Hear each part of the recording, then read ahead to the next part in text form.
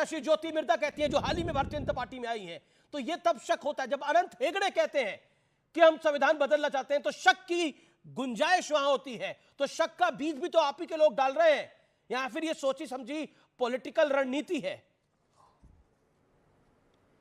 मैं बताता हूं अमित जी, पहले मैं अपनी पूरी बात पूरी कर लूं। तो इन सारी पॉलिटिकल पार्टियों ने शी जिनपिंग मॉडल की तरह अपना संविधान बदल रखा है कि एक ही व्यक्ति और एक ही परिवार सदैव रहेगा।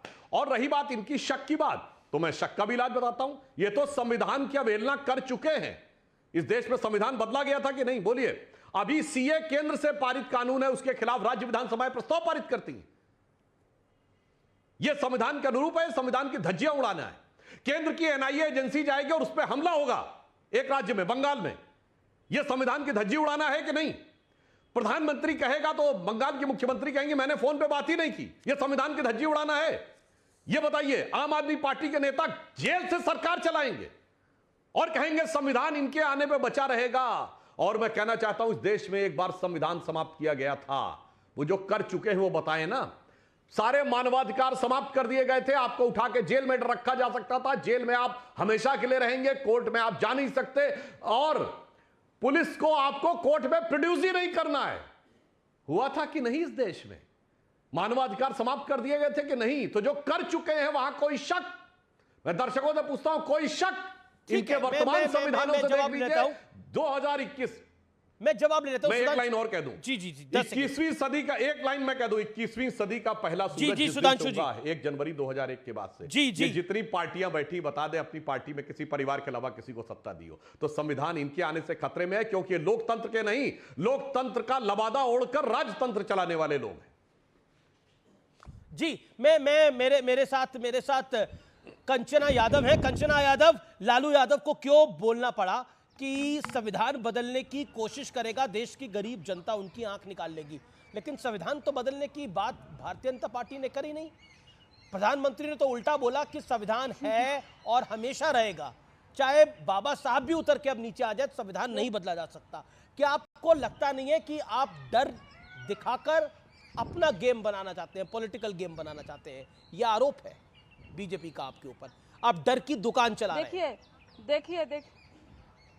देखिए, दूसरे पर परिवारवाद का आरोप लगाने वाले खुद भारतीय जनता पार्टी एक व्यक्तिवाद की पार्टी बनकर रह गई है। एक ही व्यक्ति का चलता है। मतलब दर्जनों नेता भारतीय जनता पार्टी के बोल चुके हैं। जो एक रील वाले राम है ना, वो भी बोल चुके हैं कि हम इसलिए हमें 400 पार दो क्योंकि हमें संविधान बदलना है, लेकिन उन पर ये कार्रवाई नहीं करेंगे। अरे हटा दीजिए उनको, क्यों दिया आपने उनको टिकट, क्यों लड़ा रहे हैं आप उनको, ये जानते हुए कि जो भारतीय संविधान है उसी के दायरे में इस देश का कोर्ट भी आता है, उसी के दायरे में आपका सबसे पसंदीदा जो है ना एजेंसी ईडी और सीबीआई, जिसको आप विपक्ष के पीछे छोड़ रखे हैं, वो भी भारतीय संविधान के दायरे में ही आता है। तो क्या आप ईडी, सीबीआई, कोर्ट सब कुछ खत्म करने की बात कर रहे हैं? अगर नहीं कर रहे हैं तो पीएम मोदी के चलते नहीं, बल्कि जितने भी लोग बोले हैं कि हम संविधान को खत्म कर देंगे, सबसे माफी मंगवाइए और सबको हटाइए, सबका कैंडिडेट कैंसिल करवाइए, लेकिन नहीं करवाएंगे क्योंकि आपकी मंशा है। मंशा इसलिए है क्योंकि अभी कुछ दिन पहले पीएम के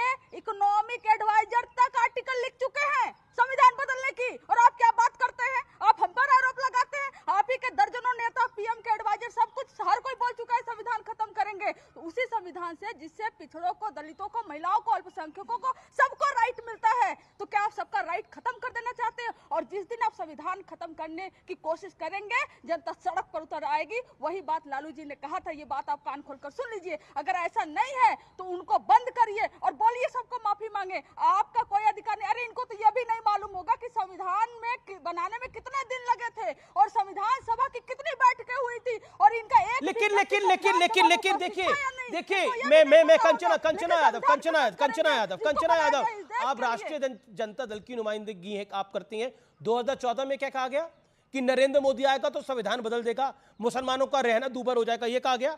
कुछ हुआ? कुछ नहीं हुआ। 2019 में कहा गया, 2019 के अंदर कंचना यादव जी, 2019 में कहा गया ये देश का आखिरी चुनाव है।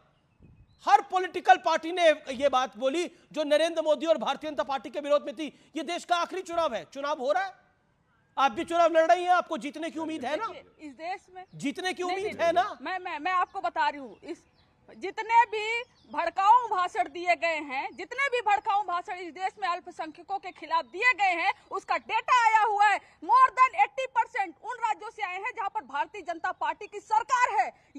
ये शांति की बात करते हैं। अरे मणिपुर में आग लग गया, 2 समुदाय लड़ रही थी आपस में, लेकिन कब गए? देश के गृह मंत्री कब गए? जब चुनाव आ गया। और कहते क्या है नहीं, उससे पहले गए गृह मंत्री, 4 दिन वहां पे वो रुके। सरकार का पूरा उपाय था। ठीक है, मैं जवाब लेता हूं, गृह मंत्री उससे पहले गए थे, उन्होंने फ्लोर ऑफ द हाउस पे भी इस बात को बोला था। सुधांशु त्रिवेदी, हल्ला हो गया क्योंकि सुधांशु का रिप्लाई जरूरी है। सुधांशु देखिए, 2015 के विधानसभा चुनाव में एक बार आरजेडी, जिसे कहें जो आरजेडी ने फैलाया कि आप लोग आरक्षण को समाप्त करना चाहते हैं, जो मोहन भागवत जी के शब्दों से उन्होंने निकाला, उसके बूते पर आपको एक चुनाव हरा चुकी है, इसलिए लगता है उनको कि ये सिक्का चल जाएगा। बताता हूं, ये कंचना यादव जी बता सकती हैं कितने दिन हमसे इन्होंने अभी सवाल पूछा था ना कि संविधान